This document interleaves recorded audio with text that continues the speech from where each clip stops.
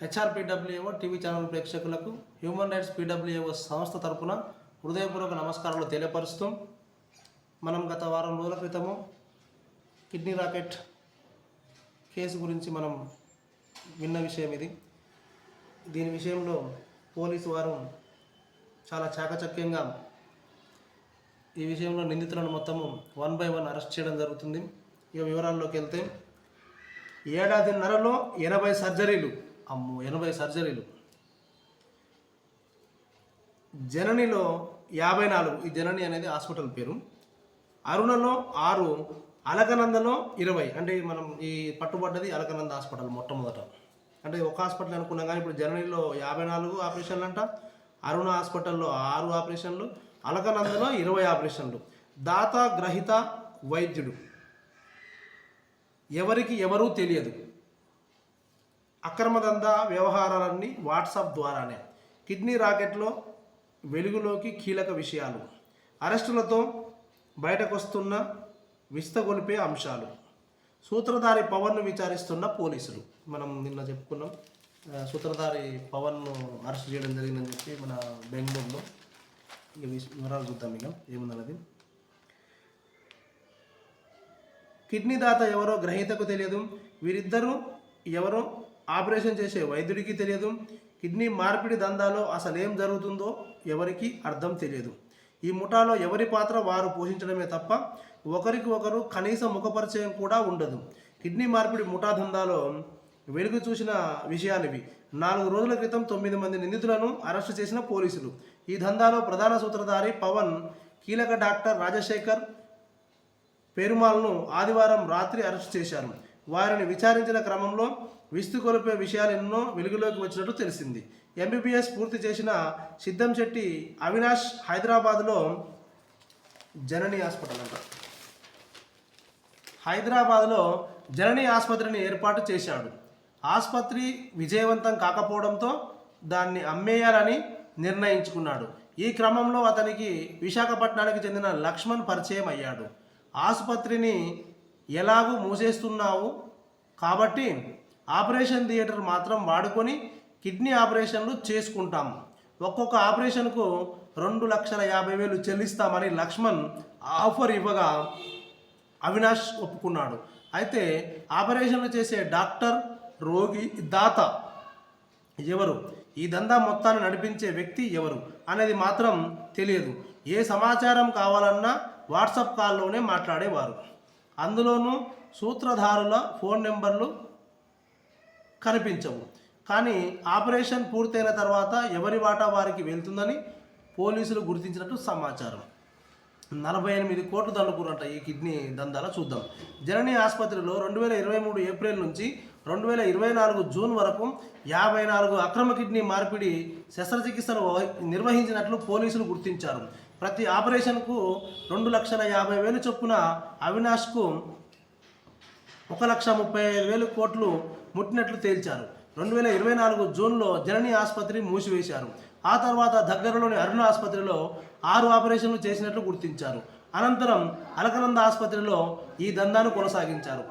మరి ఇక్కడ ఈ విషయానికి వస్తే జనని హాస్పిటల్ను 2024 మూసివేశారంట. జూన్లో జనని ఆసుపత్రిని మూసివేశారు. మనకు ఇక్కడ గమనించాల్సిన విషయం ఏంటంటే 2024 జూన్లో ఈ జనని ఆసుపత్రిని ఎందుకు మూసేసిర్రు అనేది ఒకటి గమనించాల్సిన విషయం. ఇక్కడ అది ఏమన్నా పట్టుబడి మూసేయడం జరిగిందా, లేకపోతే అసలు ఏ కారణంతో దాన్ని మూసేసిరు అనేది ఇక్కడ పాయింట్ మనం గమనించాల్సిన అంశము. ఇంకా విషయానికి వస్తే అనంతరం అలకనంద ఆసుపత్రిలో ఈ దందాను కొనసాగించారు. తన కమిషన్ కింద 1,00,000 పెట్టుకున్న అవినాష్ అలకనంద ఆసుపత్రి ఎండి సుమంత్కు ఒక్కో ఆపరేషన్కు 1,50,000 చెల్లించేలా మాట్లాడుకున్నారు. గత జూలై నుంచి ఇప్పటి వరకు 20 ఆపరేషన్లు చేశారు. ఇన్ని శస్త్రచికిత్సలు చేసినప్పటికీ అవినాష్కు, సుమంత్కు దందా సూత్రధారులు ఎవరనేది తెలియదు. ఒక్కో ఆపరేషన్కు 60 లక్షలు వసూలు చేసిన నిందితులు 48 కోట్లు కొల్లగట్టినట్టు గుర్తించారు.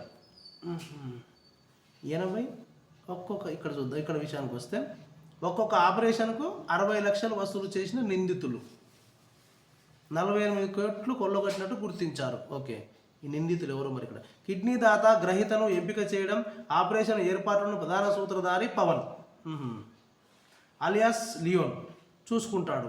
అన్ని వాట్సాప్లోనే సెటిల్ చేసేవాడు. ఆపరేషన్కు అంతా సిద్ధమనగానే డాక్టర్ రాజశేఖర్ హైదరాబాద్ వస్తారు. నేరుగా ఆపరేషన్ థియేటర్కు వెళ్ళి కిడ్నీ మార్పిడి శస్త్రచికిత్స చేస్తారు.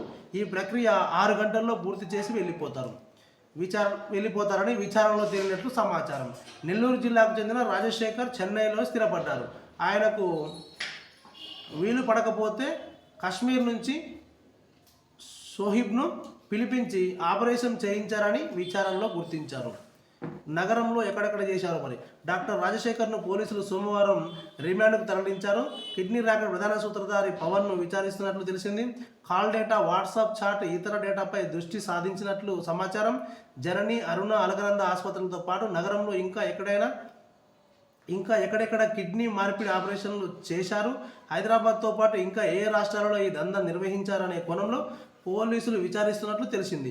ఈ దందాను హైదరాబాద్ కంటే ముందు ఆంధ్రప్రదేశ్లో చేశారా అనే కోణంలోనూ ఆరా తీస్తున్నట్లు తెలుస్తోంది. ఇది ఇంతటితోనే అయిపోలేదు. నాకు తెలిసిన కాడికి ఇది చాలా పెద్ద ఎత్తునే జరిగింది. మరి టోటల్గా దీని వెనకాల అసలు ఏ శక్తి ఉంది, ఏ వ్యక్తి ఉంది, ఎవరుండ్రు అనేది పసిగట్టేంత వరకు మన పోలీసు వాళ్ళు వదిలేటట్టు ఏం లేరు. ఈ కేసుని ఛేదిస్తున్నటువంటి డిపార్ట్మెంట్ వారికి హ్యూమన్ రైట్స్ PWA సంస్థ తరపున హృదయపూర్వక నమస్కారాలు, ధన్యవాదాలు తెలియపరుస్తున్నాం. మీరు ప్రయత్నించే ఈ ప్రయత్నంలో మీరు పూర్తిగా సక్సెస్ అయ్యి దీని వెనుక ఉన్నది ఎవరు అనేది దొరికేంత వరకు మీరు శ్రమించి దీన్ని పట్టుకుంటారన్న నమ్మకం మా హ్యూమన్ రైట్స్ PWA సంస్థ మిమ్మల్ని విశ్వసిస్తుంది. కాబట్టి మీ ప్రయత్నంలో ఎలాంటి లోపం లేకుండా మీరు చేస్తున్నారని చెప్పి మేము భావిస్తున్నాం. తప్పకుండా దీని వెనకాల ఇంతకాలంగా జరుగుతుందంటే ఈ విధంగా జరుగుతుందంటే దీని వెనకాల పెద్ద మాఫియానే ఉంది. ఈ మాఫియాని పసిగట్టి ఇది నడిపించే వాళ్ళు ఎంత పెద్దవాళ్ళైనా, రాజకీయ నాయకులు ఉన్నా, దీని వెనకాల మాఫియా వ్యవస్థ ఉన్నా, ఇంకా ఎవరున్నా కూడా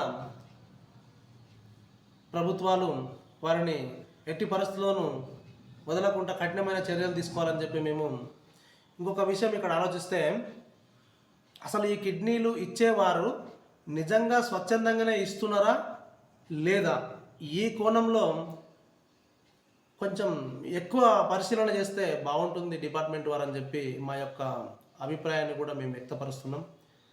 ఎందుకంటే ఇక్కడ మనము వార్తలలో మనం చూస్తున్నాము, ఒక కిడ్నీ ఇచ్చిన వారికి 4 లక్షలు మాత్రమే ఇవ్వడం జరుగుతుంది.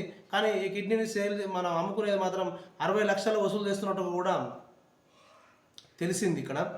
అయితే మరి ఒక మనిషి 4 లక్షలకు కిడ్నీలు అమ్ముకునేంత స్థాయికి దిగజారుతున్నారా, లేదంటే వీరిని ఎవరైనా సంఘ విద్రోహకులు ఎవరైనా వీరిని బెదిరింపులకు గురి చేసి వీళ్ళని ఏమన్నా అక్రమంగా ఎత్తుకొచ్చి కానీ, ఏమన్నా కిడ్నాప్ చేసి కానీ, ఏమన్నా బెదిరించి కానీ, లేదంటే వీళ్ళ కుటుంబ సభ్యులను ఏమన్నా వాళ్ళ ఆధీనంలో ఉంచుకొని వీళ్ళని బెదిరింపులకు గురి చేసి ఏమైనా వీళ్ళని ఈ విధంగా చేసి వీళ్ళ కిడ్నీలని అపహరిస్తున్నారా అనే కోణం మీద మీరు ఎక్కువగా దృష్టి పెడితే బాగుంటుందని మా అభిప్రాయాన్ని కూడా మేము వ్యక్తపరుస్తున్నాం. ఖచ్చితంగా ఈ కోణంలో కొన్ని అంశాలు వెలుగులోకి వచ్చే అవకాశాలు ఉంటాయి. కాబట్టి ఈ కోణం మీద డిపార్ట్మెంట్ వారు ఎక్కువ దృష్టిని సాధించాలి. ఫర్ ఎగ్జాంపుల్ మనం ఆలోచించినట్లయితే మనం సినిమాలలో చూస్తుంటాం, ఇప్పుడు ఆ కిడ్నీ ఎవరైతే దాత అని చెప్పి వచ్చిర్రో ఇక్కడ మనం గ్రహీత గురించి వదిలిపెడితే, గ్రహీత తనకు అవసరం కాబట్టి ఎన్ని లక్షలైనా తన ఆర్థిక స్తోమతను బట్టి చేయించుకోవడానికి, ఆపరేషన్ చేయించి కిడ్నీ మార్పిడి చేసుకోవడానికి రెడీగా ఉంటాడు. కానీ ఈ దాతలు అనేవాళ్ళు నిజంగానే వాళ్ళ ఇష్టంతోనే వచ్చిర్రా, లేదంటే వాళ్ళని బెదిరింపులకు గురి చేసి వాళ్ళ యొక్క కిడ్నీలను వీళ్ళు అపహరించడం జరిగిందా అనేది చూడాలి.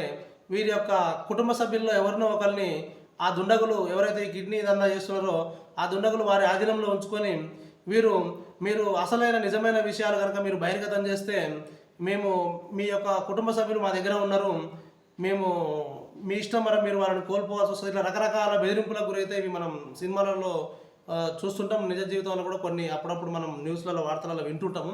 ఇలాంటిది ఏమన్నా జరుగుతుందా అనే అంశాన్ని కూడా పోలీసు వారు కొంచెం దృష్టిని ఎక్కువ మొత్తంలో ఈ కోణంలో ఆలోచించి దీని వెనకాల ఉన్నది ఎవరనేది పసిగట్టడానికి ప్రయత్నిస్తారని చెప్పి మేము భావిస్తున్నాం. కాబట్టి ఈ విషయంలో పోలీసు వారు ఎలాంటి వారి యొక్క లోపం లేకుండా వారి యొక్క విధి విధానాలు నిర్వర్తిస్తున్నారని మాకు అర్థమైంది. కాబట్టి హ్యూమన్ రైట్స్ PWO సంస్థ తరఫున పోలీసు వారికి మరొకసారి మా యొక్క హృదయపూర్వక నమస్కారాలు తెలియపరుస్తున్నాం. ధన్యవాదాలు. Thank you.